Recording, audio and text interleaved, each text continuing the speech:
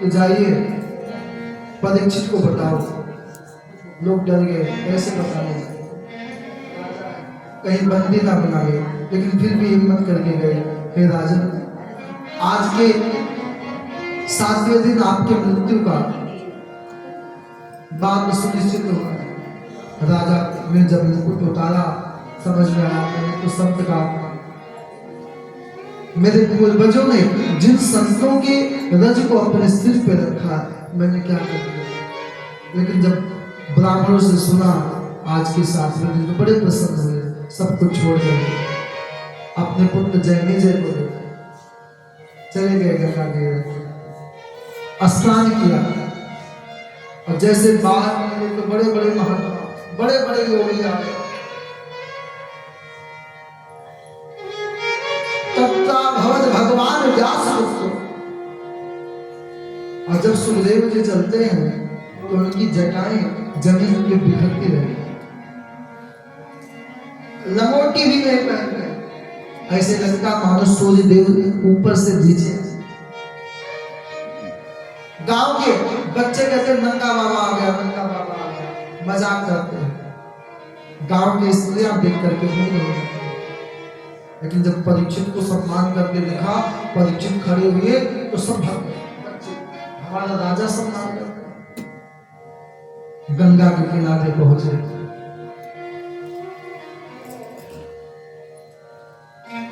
पूछा महाराज ये बताइए 7 दिन में मरने वाले को करना क्या चाहिए। तो सुखदेव जी मुस्कुराए, राजन मैं आया ना कोई स्वागत ना कुछ ना गाहो, और आपने पूछ लिया कि 7 दिन में मरने वाले को क्या करना चाहिए। बोले सरकार मुझे पता है, आप 2 घड़ी से ज्यादा कहीं, आप अब यहां से तभी जाइएगा जब आप प्रश्नों के जवाब देंगे। बैठाया, पूजन किया। अब सुखदेव जी का स्त्री सुको वाचा बलियादेश ते प्रश्न कृतो लोकहितं नृपः आत्मविद संसदा वंशं सोऽप्याविशया। हे राजन, आपने जो प्रश्न पूछे जगत कल्याण कि पहला शब्द वकार, वकार क्या है, ब्रह्म का बीज मंत्र वकार है। बात अच्छा, माला में कितने दाने होते हैं, और कहीं कहीं 27 कहीं 52, अच्छा 108 की ब्रह्म शब्द को 4 अक्षर बा रा हा और मा, जब से गिनेंगे तो 108। जैसे माला गोल है ऐसे ब्रह्म। सुखदेव जी हमेशा ब्रह्मानंद में मग्न रहते, इसीलिए पहला ब्रह्म का बीज वरिया देश में प्रश्नाकृत तो लोग हेतु हे राजन, तुमने जगत के कल्याण के लिए प्रश्न पूछा। यहाँ जितने पैदा हुए हैं सबको 7 दिन में मरना है। अच्छा, किसी के लिए 8वां दिन वही जाओ, बाकी तो 7 दिन में राम नाम सत्य होना है। लेकिन परीक्षित का तो ये पता था कि 7 दिन काल भी कुछ नहीं कर सकता है, लेकिन यहां तो 1 घंटे का नहीं पता है।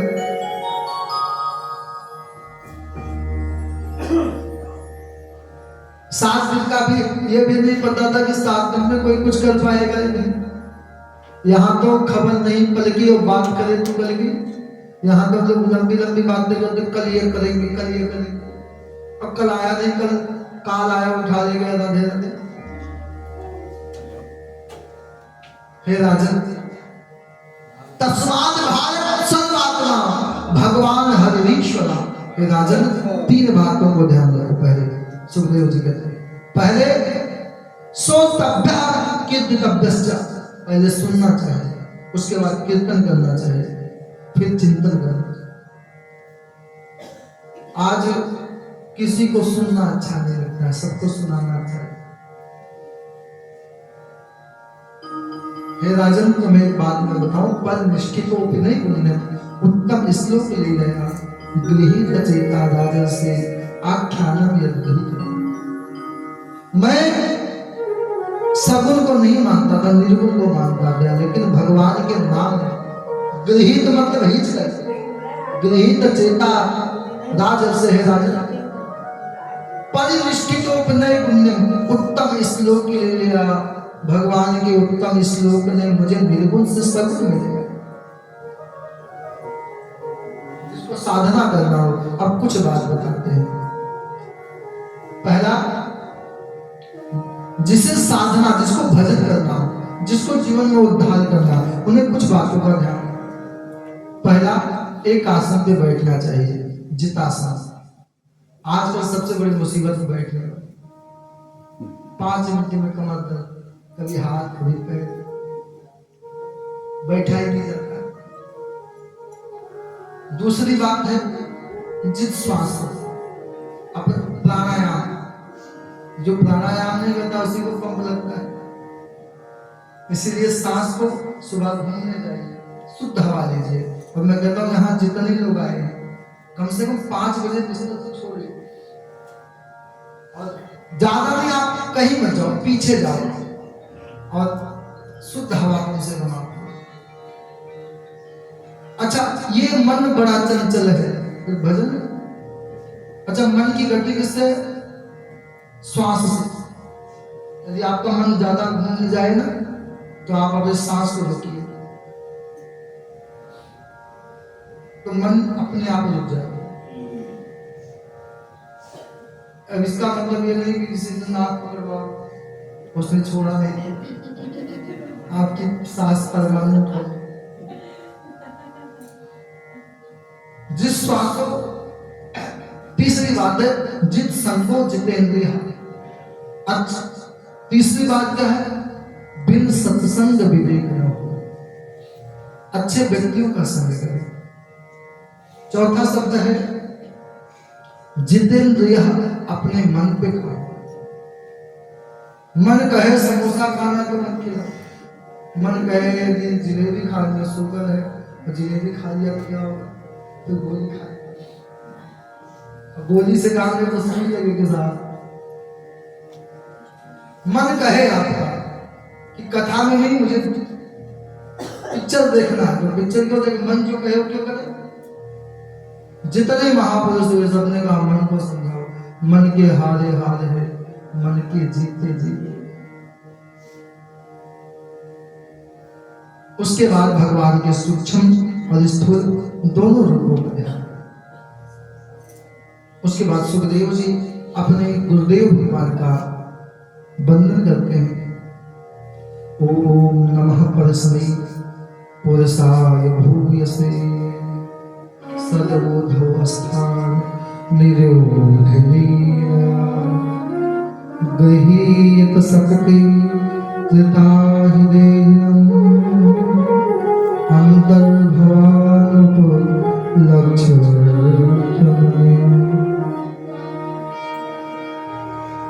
अब यहां से कथा आरंभ हुआ कि दुनिया में जितने लोग हैं सभी लोग सुखी होना चाहते हैं, प्रयास करते हैं। सुखाए कर्माणि करोति लोगे, सुखी होने के लिए प्रयास करते हैं, फिर भी दुखी होना पड़ता है।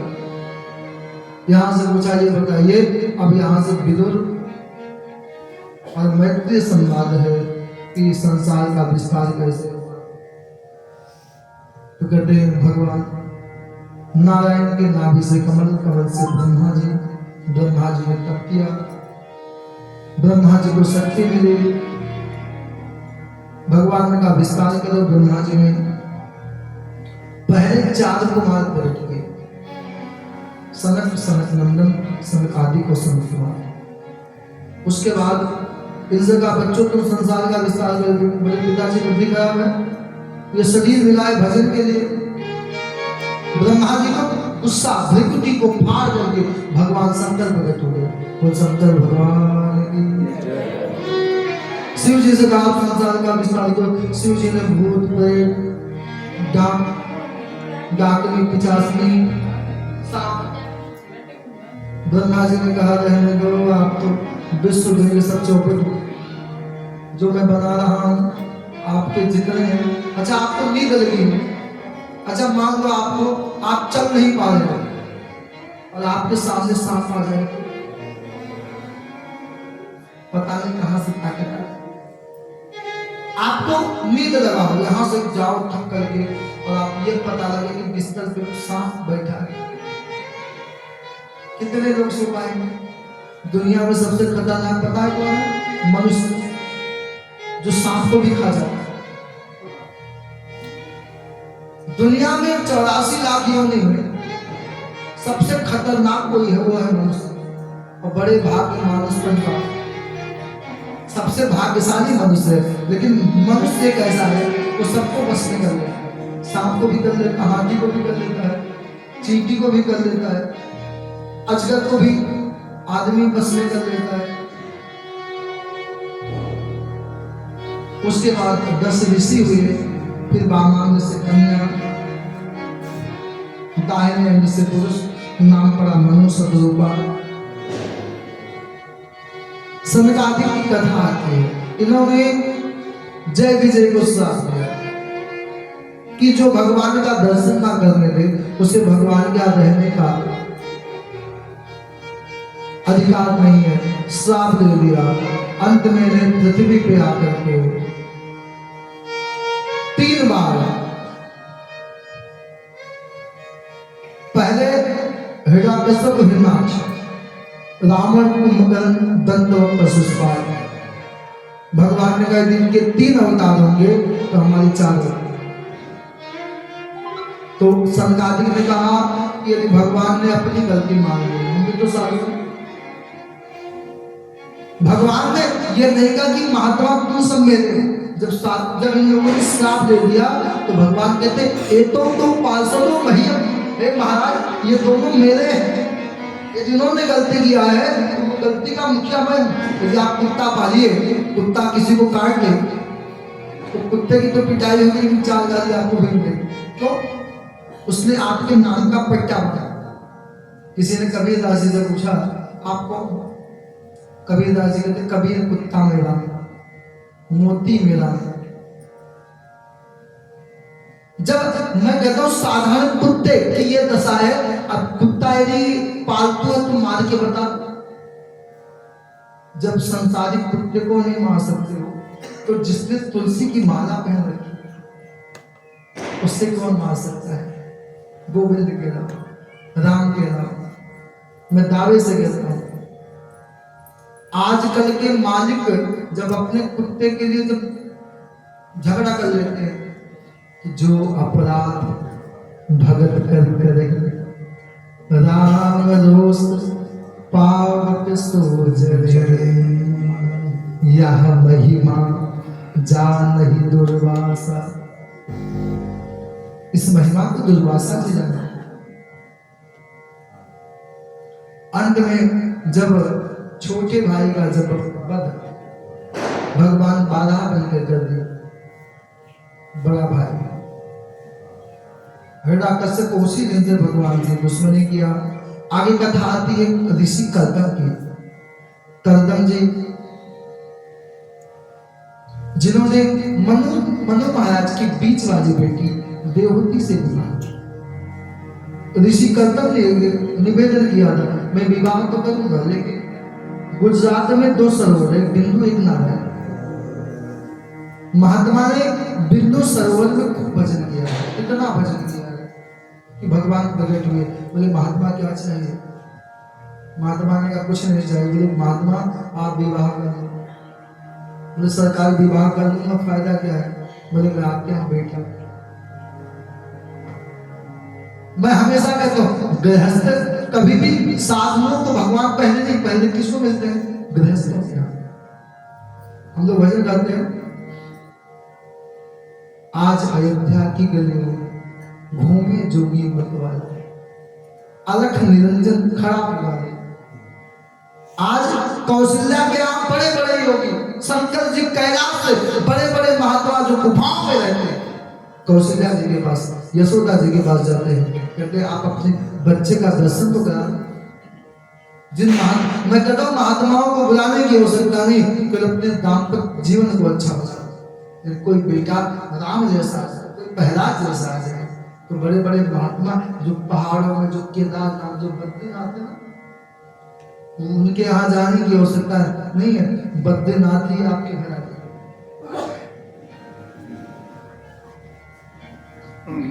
महात्मा कर्दम ने कहा ठीक है, विवाह करूंगा।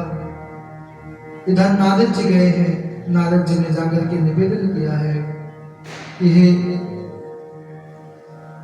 मनु जी महाराज, आप अपनी बीच वाली बेटी का विवाह ऋषि कर्दम से करें।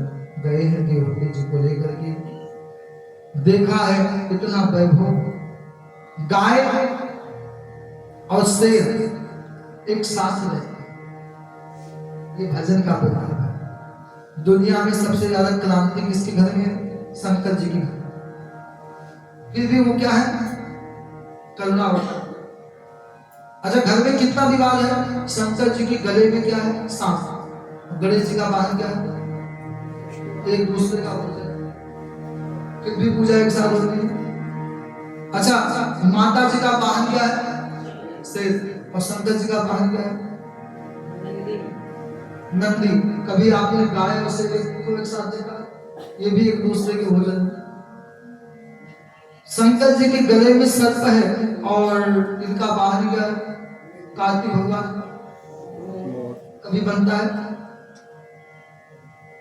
दुनिया में सबसे ज्यादा विवादित किसी के घर में है तो शंकर जी के घर में। फिर भी सब बड़े सांस। आप लोग कहते हो हमारे घर में ज्यादा क्रांति है, अरे शंकर जी से पूछो आप कैसे दिन निकालते हैं।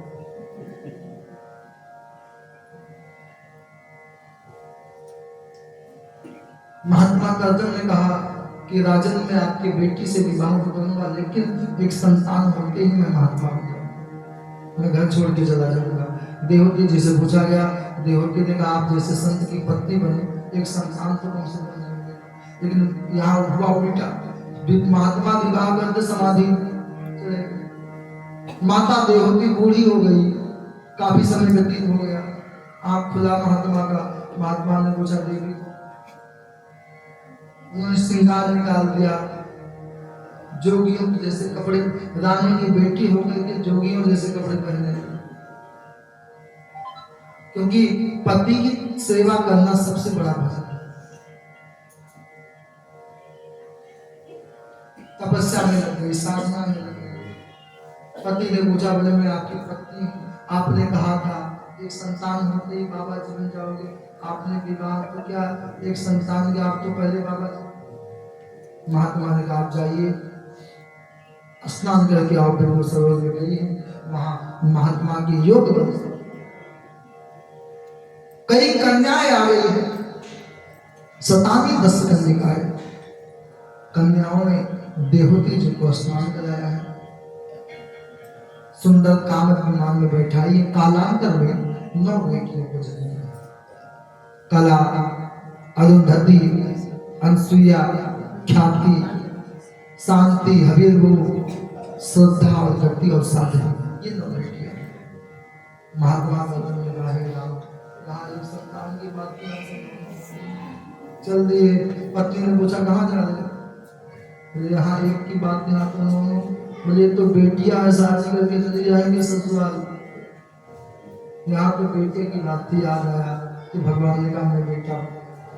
इस बार स्वयं भगवान नारायण बेटा बन के घर में पधारे।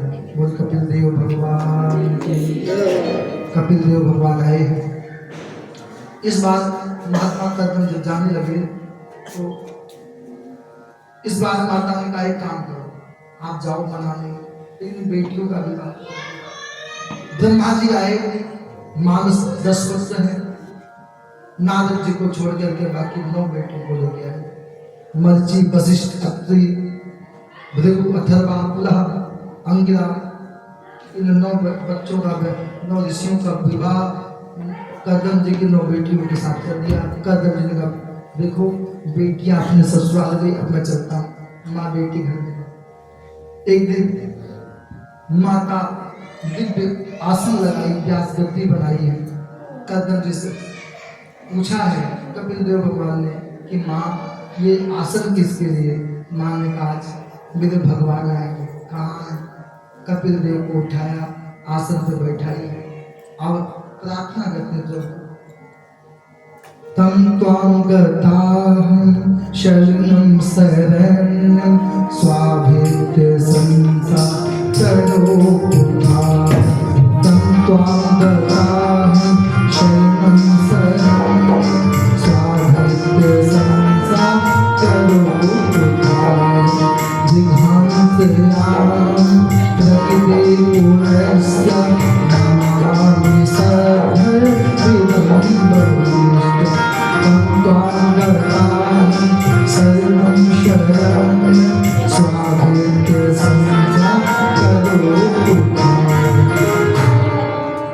भगवान को बैठा मैं आपकी दासी हूं, मेरा उद्धार कैसे होगा ये मुझे आप बताइए। भगवान मुस्कुराए कामा गुणेषु सक्तम बंधनाय रति वापन समझते माँ पहले तो भक्ति योग माँ साधु संतों का संग करे। महाराज हे प्रभु मैं साधु की सेवा साधु की 5 लक्षण बताए। तितिक्षा जिस साधु की अपनी कोई इच्छा हो, साधु को सहनशील होना चाहिए, करुणा होना चाहिए, सुंदर हृदय होना चाहिए, जो समस्त देहधारियों से प्यार करे, जो चींटी में भी भगवान को देखे और हाथी में भी भगवान को देखे, मनुष्य में भी भगवान को देखे। ये साधु के 5 लक्षण बताते हैं। उसके बाद यम नियम आसन प्राणायाम सांख्य शास्त्र को बताया है। अंत में भगवान कपिल देव गंगा सागर में वहां जाकर के भजन किया। लोग कहते सब धाम बार बार गंगा सागर एक बार, कम से कम एक बार गंगा सागर को जाना। कपिल देव भगवान ने खूब तपस्या किया।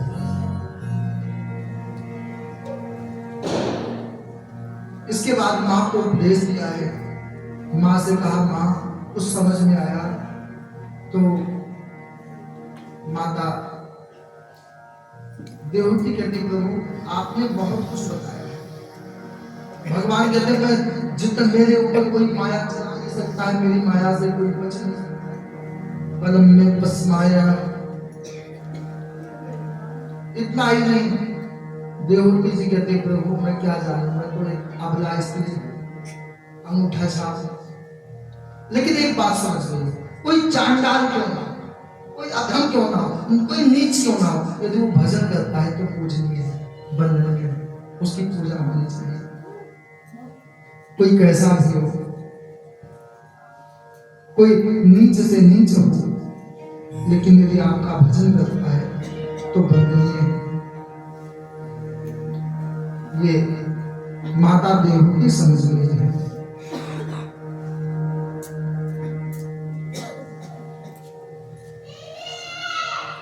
इसके बाद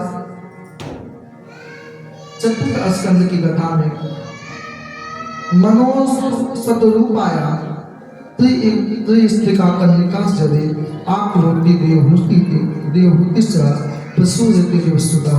उसके बाद कथा आती है भगवान शंकर की। सती महाराज जो दक्ष कहीं 60 बेटी का उल्लेख आता, कहीं 16 का आता है, लेकिन भागवत में 2 जगह 2 बातें मिलती है। इस प्रसंग में 16 बेटियों का उल्लेख है। दक्ष मनु जी महाराज आकृति देवहूति प्रसूति महारानी का विवाह दक्ष प्रजापति के साथ हुआ। दक्ष की बहुत संतानें हैं। 16 बेटियों का पहले उल्लेख आता है। धर्म के साथ 13 बेटियों का विवाह।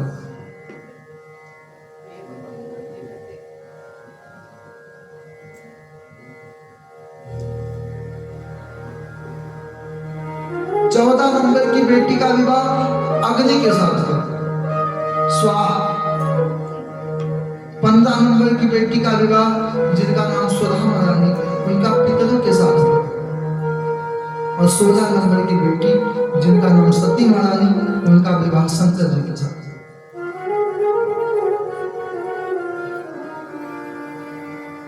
रही मन धागा प्रेम का, मत तोड़ो चटका,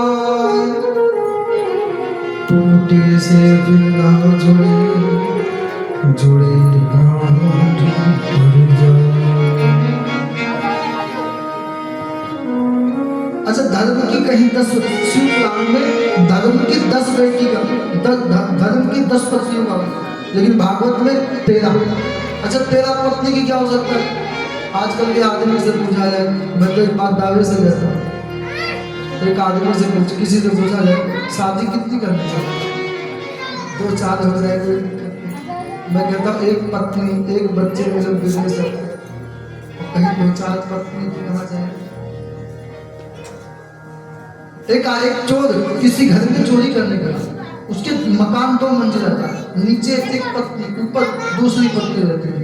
लेकिन आदमी की दशा ये थी, दोनों पत्नियों ने फिक्स किया कि 3 दिन नीचे 3 दिन ऊपर, और एक दिन सीढ़ी में सो, ना नीचे ना ऊपर। बेचारा गया, 7वां दिन आया, सीढ़ी पे सोया था, सोचा एक काम करता हूँ ऊपर चला जाता। जैसे ऊपर जाने लगा तो नीचे वाले पत्नी ने टांग में रस्सी फंसा, नीचे जैसे बेचारा नीचे आया, ऊपर वाली ने बाल को मोछ को पकड़ा। उसी समय चोर आया, चोरी करने, पर्दे के पीछे छिप करके देख रहा था। बेचारा ऊपर नीचे के चक्कर में दाढ़ी और मूछ सब गायब। चोर रात भर चोरी नहीं कर पाया, देखता रहा ऊपर नीचे, आदमी के 2-4 दांत भी नीचे आ गए। सुबह चोर पकड़ा गया, लोग थाने में ले गए, लोग मजिस्ट्रेट के सामने ले गए। उस चोर ने कहा, मालिक मुझे फांसी दे दो, मंजूर है, मगर 2 शादी मत करवाए। क्यों? कहा 2 शादी के चक्कर में तो मैं चोरी नहीं कर पाया, मैं यहाँ फंस गया। कहा मैं देख लिया बेचारे की दाढ़ी और मूछ 2 शादी के चक्कर में सब गायब हो गए।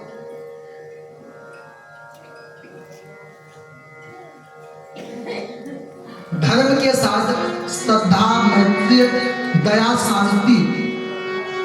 अच्छा, धर्म का मतलब क्या? धर्म का मतलब ये नहीं केवल कथा मंदिर में ही धर्म है, पति पत्नी के रिश्ते में भी धर्म है, भाई बहन के रिश्ते में भी धर्म है, गुरु शिष्य के रिश्ते में भी धर्म है।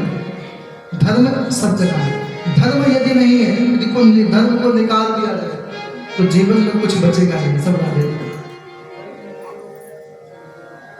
शंकर जी का पहली बार दक्ष का अपमान प्रयागराज में हुआ, दक्ष को लगा शंकर जी ने अपमान कर दिया, तो उसी के विरोध में दक्ष ने हरिद्वार में कनखल में ये प्रकार किया, और जिसमें सती महारानी को जलना पड़ा।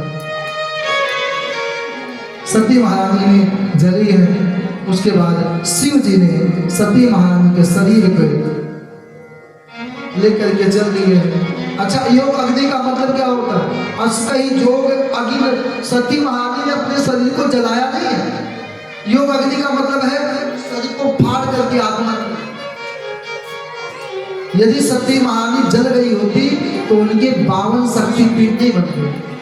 भगवान ने सुदर्शन चक्र चलाया, सती महारानी के शरीर के 51 टुकड़े हुए।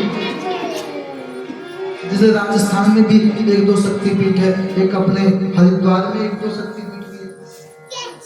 सबसे ज्यादा शक्तिपीठ किधर है? पश्चिम, कलकत्ता में, पश्चिम बंगाल। तो सती महारानी अंत में दक्ष ने बहुत माफी मांगा है। भगवान शिव ने वीरभद्र को प्रकट करके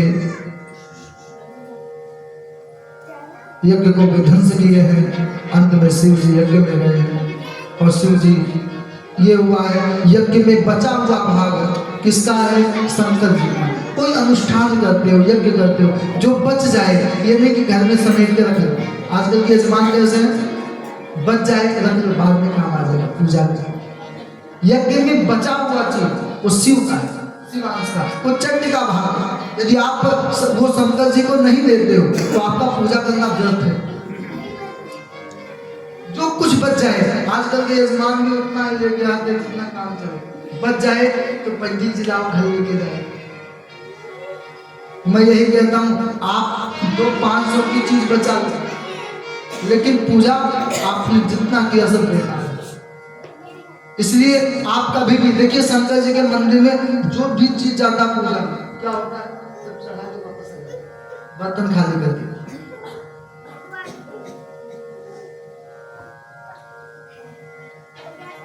शिव जी ने कहा जहां कुछ भी नहीं मिल रहा था तो कम से कम जो मिला वही बहुत है। दक्ष को स्वस्थ किए, बकरे का मस्तक लगाए। इसलिए आज भी मंदिर में जाके हमारे करते हैं। और सबसे सहज कोई देवता है तो वो है शिव जी। उसके बाद उत्तानपाद की भ्रू चरित्र की कथा दी, जिसने 5 वर्ष की आयु में गोविंद को पा लिया। देवताओं ने कहा, जाकर के ऋषियों ने कहा कि महाराज ये बताओ, भगवान से झगड़ा किया कि आपने 5 वर्ष के बच्चे को जन्म, आपने दर्शन दे दिया, और यहाँ कि जन्म जन्म ने जतन कराए और अंतराम का ही आखिर आपने उस 5 साल के बच्चे को दर्शन क्यों दिया? फिर महावीर ठाकुर जी ने एक हड्डियों का पहाड़ बोले, पता है किसका है? ध्रुव का है। क्यों? इसने एक गलती किया, इसने राजा की सवारी दी, इसको मैं मिलने वाला। राजा के वैभव को देखा तो विचार किया है, भगवान यदि मैं राजा बनता तो कितना अच्छा होता, इसलिए पहले इसको राजा बनना फिर मेरी प्राप्ति। ध्रुव जी कैसे हुए? जिन्होंने मृत्यु के ऊपर पांव रख के सशरीर भगवान के धाम गए। आज भी ध्रुव लोग पे चमकते रहते हैं, सुबह सुबह दर्शन होता है। जिन्होंने त्याग करके भजन करके उसके बाद उत्तानपाद के छोटे भाई प्रियव्रत की कथा आती है, जिन्होंने 7 दिन तक 7 रात ही नहीं होती। कई लोग दिन में सोते हैं, रात में रथेन ज्योतिर्मयेन रजनीम अपि दिनम करिष्यामि। भारत में रात नहीं होना चाहिए, क्यों? लोग दिन में भी सोते हैं, लोग सोते ही रहते हैं। सूर्य देवता भारत में तो रात नहीं, ब्रह्मा जी आके समझाए। अच्छा आप 2 दिन ना सो, 1 रात भी ना सो तो क्या आंखें लाल हो जाती है। यदि आप 2-4 दिन जग जाओ तो पता क्या होगा, जैसे पागल हो जाओ, अब सोने को ना मिले। और सबसे मुश्किल पता रेलवे वाले को, एक हमारे आनंद जी के साथ हमारे भगत है प्रीतम जी, तो हमने कहा रेलवे में बड़ा मौज है। हमने कहा आप बत्ती दिखाते हो, हमने कहा बड़े मौज है। बोले महाराज जी काम करो, आज चलो आज मौज। तो मुझे जयपुर से दिल्ली लेके आए, रात भर मुझे कंबल दिए, मैं उनके साथ सोया। तो पीछे केबिन में थोड़ी जगह होती है, वो कंबल दिए, तो रात भर दरवाजा खोले, मैं पूरी रात सो नहीं पाया। तब मुझे समझ आया कि दूसरे का काम सबको बड़ा कम लगता है, लेकिन जो करता है पूरी रात 1 मिनट के लिए सोते नहीं। अच्छा सो जाए तो क्या हो? जितने लोग रेलवे में सो रहे हैं ना, कोई एसी में, कोई स्लीपर में, सबका राम राम। वो कहते सावधानी हटी तो सब्जी पूरी बेटी।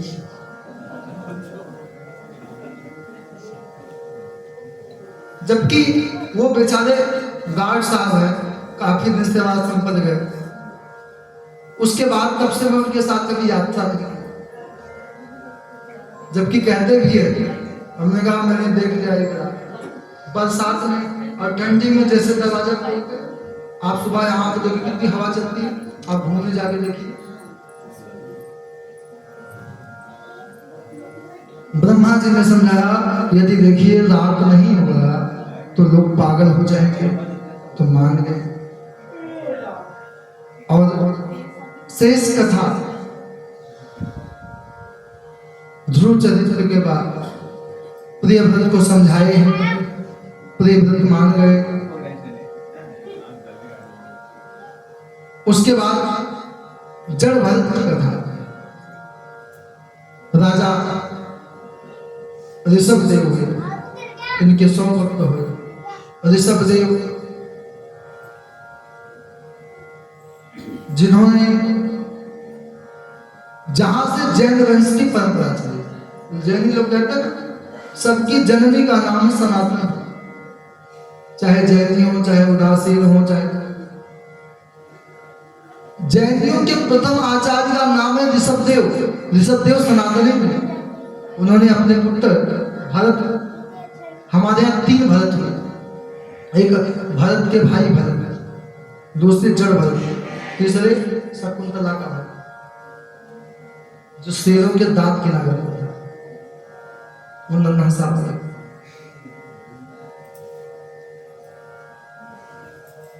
जड़ भरत की कथा बड़ी पावन है और आज 11 है और कीर्तन भी होना है। देवताओं ने भारत की महिमा गाते हैं। जड़ भरत जी ने कहा, जब एक बात है, भजन कभी बेकार नहीं है। इस कथा से देखिए, भजन जड़ भरत राजा अपने पुत्र को भी राजा बना करके चले, लेकिन वो हिरण भी बने फिर भी भजन करते। साधु चाहे कैसा भी, साधु कहीं भी रहे, चाहे जंगल में रहे, जंगल में रहो या बस्ती में भी रहो, जहां भी रहो बस्ती में रहो,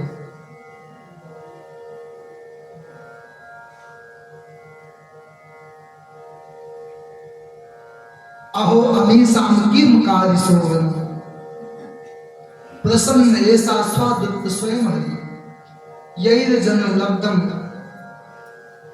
भारत की महिमा गाते हैं, दुनिया में भारत की महिमा सबसे महत्व है। उसके बाद एक राजा रघुगण की कथा, वो सत्संगी तो था, लेकिन सत्संग की उसकी जो दिशाएं थी वो पालकी में कथा सुनता। कथा में कभी अभिमान से नहीं सुनना चाहिए कि मैं ये हूं। कथा तभी आपको समझ में आएगी जब आप सहज बन जाएंगे। राजा को समझाने के लिए 28 नरकों के विषय में बताया। राजा ने कहा, महाराज नरक को मत बताओ, नरक में ना जाए वो उपाय बताओ। कहते केचित केवलया भक्त्या वासुदेव परायणा, यदि नरक में नहीं जाना चाहते हो तो राम राम करो। कहते कपड़े 2 प्रकार के गंदे होते हैं, एक तो खुद ही साफ कर, दूसरा धोबी।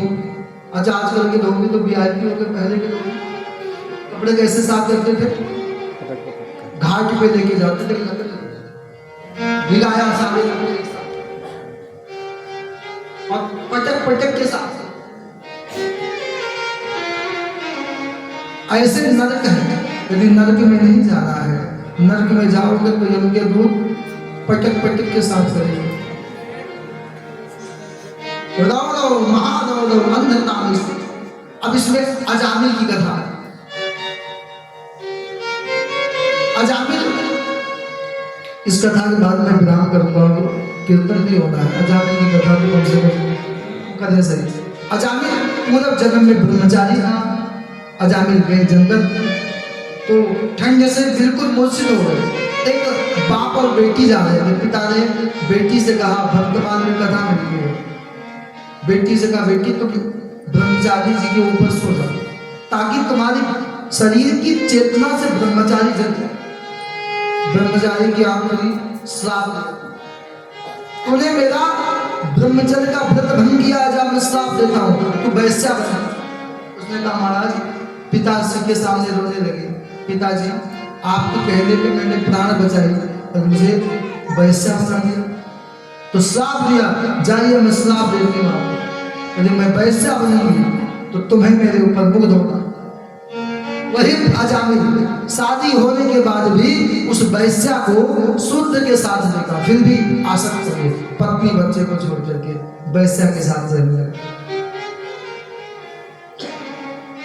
वैश्या बड़ी तेज थी, रहने लगी पति और ये पत्नी बच्चों को छोड़ करके।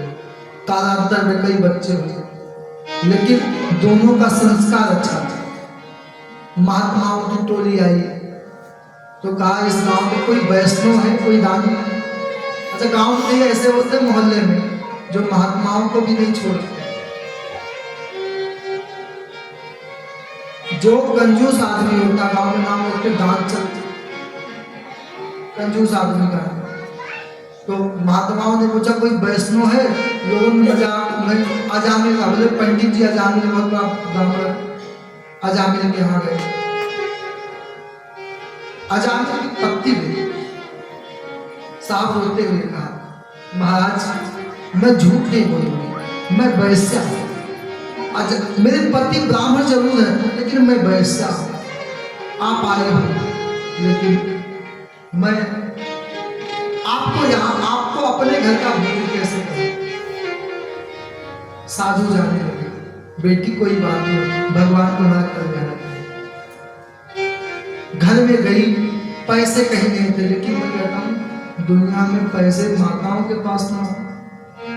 अच्छा, लॉकडाउन में मजाक नहीं, उस समय में विशाखापट्टनम में लोग बंदी का समय था। अभी हमारे साथ आए हुए हैं विशाखापट्टनम से यशपाल सिंह जी और उनकी पत्नी श्रीमती सीमा सिंह। उस समय में एक कोई रात में आई 11-12 बजे कि मेरे पैसे हैं, पति को मत बता। जबकि लोगों ने, दोनों ने खूब सेवा। विशाखापट्टनम में एक नहीं 2 बार महिला मंडल की अध्यक्ष भी थी, 2 बार कथा करा विशाखापट्टनम में। और आश्रम के लिए सबसे पहले आपने बहुत धनराशि, जितना उम्मीद नहीं था, करीब में 6 लाख के ऊपर, इतना ही नहीं, अपनी कमाई का आधा पैसा सेवा में देते थे। कहीं भी कुंभ में कहीं भी कथा होता है। अभी तो क्या है, जब से भी आजकल, पहले विशाखापट्टनम, अब तो मेरठ में रहने लगे हैं, वैसे रहने वाले तो मेरठ के हैं, लेकिन खूब सेवा किया है आप लोगों। तो मैं उस समय आपके यहाँ था, उसके बाद मेरी कथा दिल्ली में थी, तो मैं देखा नोटबंदी में जो माताएं कहती थी पैसे नहीं, उनके पास पैसे कौन निकले, स्टेप दे दो, स्टेप दे दो। आज भी किसी माताओं के पास पैसे पड़े होंगे 1000 के।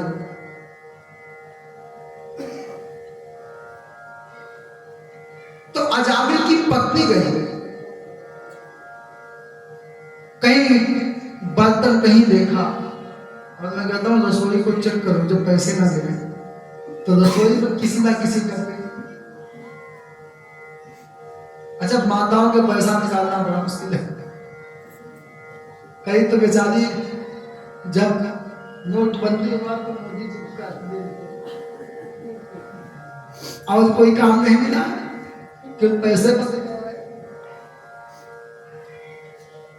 अच्छा, एक बात और, जब 1500 की नोट बंद हुई, 2000 लोगों ने 2000 भी छिपा के रखे, मोदी जी ने 2000 भी बंद कर दिया। अब सब दहशत में है, पता नहीं कब पैसे बंद हो जाए, कोई पता नहीं।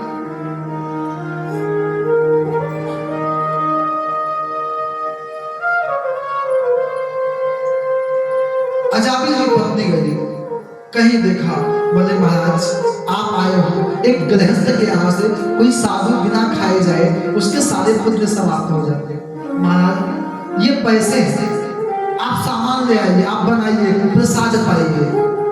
और आज मैं चाहती हूँ यदि साधु प्रसाद पा लेता है तो सारे पाप समाप्त हो जाएंगे। महात्माओं की आंख में आंसू आ गया। महात्मा गए, आटा, दाल, सब्जी, चावल लेके आए, प्रसाद। अजामिल की पत्नी समझ गई पति आने वाले को, साधुओं को देख लिए तो पता नहीं क्या करेंगे। गई दौड़ करके जाकर के अजामिल से कहा कि देखो एक काम करना, आज घर पे महात्मा आए, आप गुस्सा मत करो, आप शांति से समझा करके ले आइए। महात्माओं ने कहा हमने अन्न खाया है और किसी का अन्न खाओ तो उसका उद्धार। जड़ भरत के प्रसंग में जबकि राजा रघुवर ने महात्मा को मारा, जनेऊ कपड़े फटे जनेऊ दिखा तो राजा डर गया। महात्मा ने कहा चाहे गलती से जाने में अनजाने में तेरा भार मैंने अपने कंधे पर उठा लिया और कहीं तू नरक में गया तो मुझे भी जाना पड़ेगा। हमारे इसलिए साधु ब्राह्मणों को भोजन कराते हैं कि आपको कोई उद्धार कर सकता है, वो साधु का। महात्माओं ने कहा कि अजामिल की पत्नी से कहा अपने पति आया, अजामिल आया, क्या बात है? बोले काम कर, क्या तुम भोजन के बाद दक्षिणा? वो दक्षिणा बोले महाराज ज्यादा दक्षिणा की बात मत करो, तो मैं पत्नी के कहने पे चुप हूं, नहीं तो मैं लूट के लेके आता। आप कमेंडल ये कपड़े सब दिखा दूं। महात्माओं ने कहा सब देंगे लेकिन बिना दक्षिणा दिए। महात्मा पीछे, अंत में कहा क्या चाहिए, पीछे पड़ गए। अच्छा साधु पीछे पड़ जाए तो आपको करना ही पड़ता है। अच्छा कई हट होता है, बालक का हट, जोगी हट, पत्नी यदि हट कर ले उसे पूजा करना पड़ता है। ये हटों में कई गिनती आती है। अंत में क्या चाहिए कहा, इस बार आपकी पत्नी गर्भवती है, जो संतान हो उसका नाम नारायण रखना। कहा ठीक है। अब अजामिल के यहाँ बालक हुआ, उस बालक का नाम रखा नारायण। अब सबसे छोटा बेटा बाद में नारायण नारायण नारायण नाम ऐसा जो नाम लेने से आपके जीवन बदल जाए। नारायण नारायण नारायण करता यम के दूत आए कराने के लिए, देखा और आंख बंद किया, नारायण को बुलाया, भगवान दूत आए, यम दूतों को मार के भगाया स्टेज। यमदूत और देवदूत, यमदूत गए, यमराज से कहा आज से नौकरी अब नहीं करें। क्यों? क्योंकि वहां देवता आ जाते हैं, मार के भगाते हैं। कहते हैं कि 12 ऐसे लोग हैं जो नाम महिमा जानते। स्वयंभू नारदः शंभु कुमारः कपिलो मनु प्रहलादो जनको भीष्मो बलि वैर्यास किंकर। 12 ऐसे भक्त हैं जो नाम महिमा मानस काल मानस में लिखते हैं। कहाँ लगी नाम बड़ाई, कहाँ लगी नाम बड़ाई, जान सकली नाम गुनगाई, राम न सकली नाम गुनगाई। कहाँ लगी नाम बड़ाई, कहाँ लगी नाम बड़ाई, राम न सकली नाम गुनगाई, राम न सकली।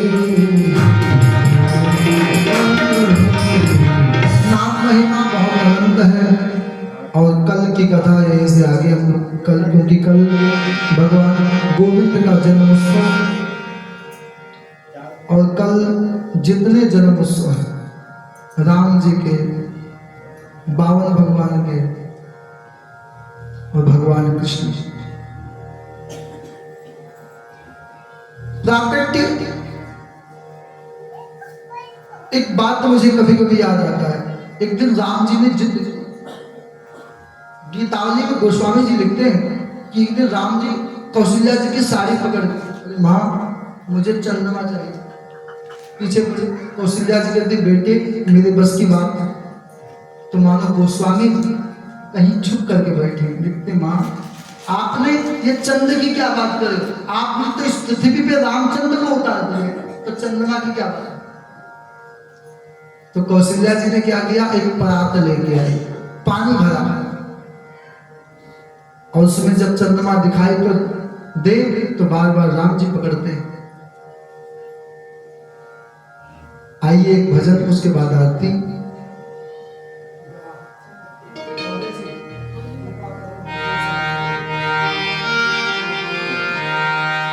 एक बार अद्भुत भजन है बिंदु जी का, कृपा करो हम पे श्याम सुंदर। कृपा करो हम पे श्याम सुंदर, आए भक्त वत्सल कहाने वाले। कृपा करो हम पे श्याम सुंदर, आए भक्त वत्सल कहाने वाले। आए भक्त वत्सल कहाने वाले, आए भक्त वत्सल कहाने वाले। कृपा करो हम श्याम सुंदर, आए भक्त वत्सल कहाने वाले।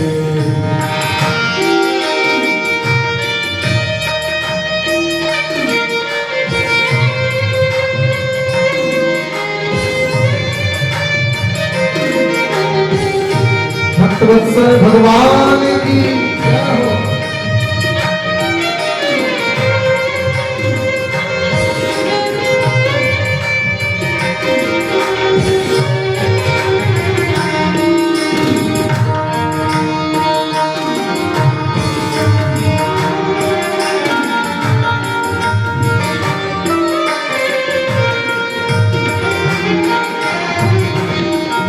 तुम्ही हो धनुष चलाने वाले, तुम्ही हो मुरली बजाने वाले।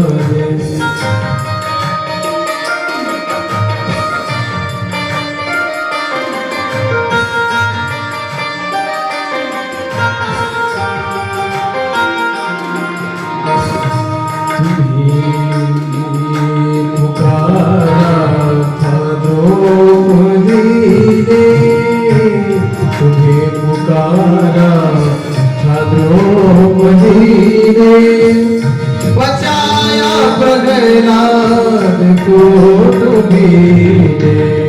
कृपा करो हम श्याम सुंदर, आए भक्त वत्सल कहाने वाले।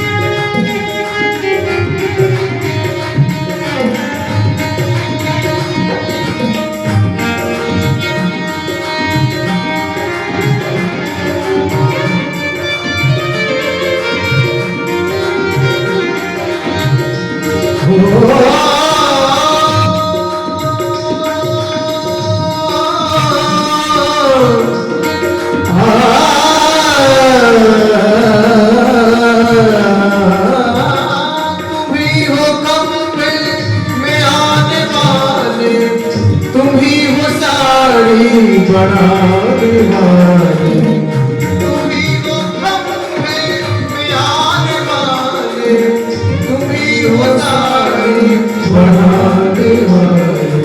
कृपा करो हम श्याम सुंदर, ऐ भक्त वत्सल कहाने वाले।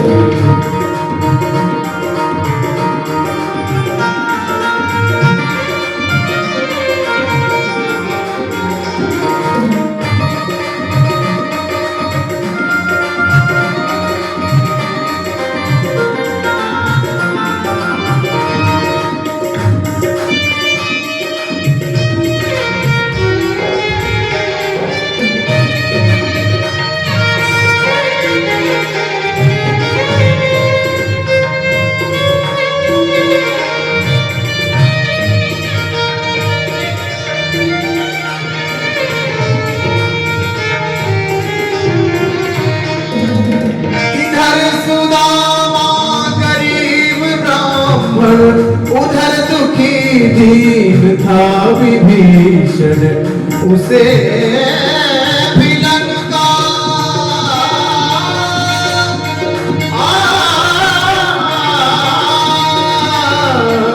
उसे भी लंका दिलाने वाले उसे भी लंका दिलाने वाले जिसे त्रिलोकी लुटाने वाले साकरो सुंदर है भक्तवत्सल कहाने वाले साकरो श्याम सुंदर साकरो श्याम सुंदर है भक्तवत्सल कहाने वाले है भक्तवत्सल कहाने वाले है भक्तवत्सल कहाने वाले। बोल भक्तवत्सल भगवान की। आइए हम लोग आरती, क्योंकि अब 3 बजे के बाद कीर्तन, इसलिए हम लोग आरती तो करके, क्या नाम है मेरा, एकादशी महिला मंडल।